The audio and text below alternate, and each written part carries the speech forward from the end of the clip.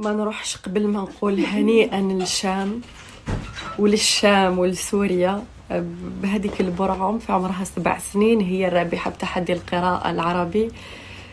يا الله عليها يا الله. شوفوا من البارح وانا نشوف فيها ما شبعتش منها، ما شبعتش منها، يعني منهم كامل، من كامل متسابقين مستوى ما شاء الله ما شاء الله.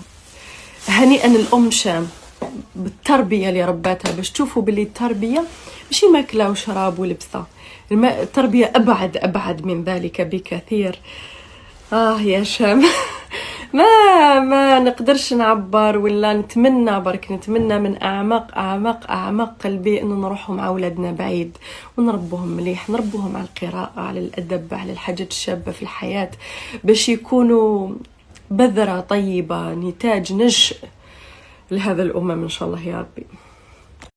صح بالك يكون عند شام مستوى الاستيعاب عندها الله يبارك عليها، وبالك يكون عندها مستوى ذكاء عالي، ولكن التعليم في الصغر كالنقش على الحجر، يكذب اللي يقول لك.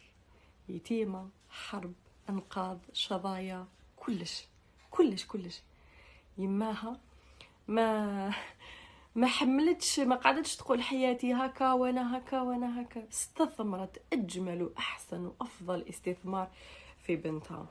يعني هاو حقها، وان شاء الله نتعلموا الدرس ونستثمروا في ولادنا ونقروهم. شوفوا احنا أمة إقراء، أمة تقرأ، أمة لا تجوع يا ناس. ما تقولوش القماه بوف وش يدير بيها بوف. علموا ولادكم، علموهم مليح، استثمروا فيهم بكل حاجة. والله ربي يرزقنا وإياكم ونخرجوا نشء جميل يفيد البلاد والأمة إن شاء الله.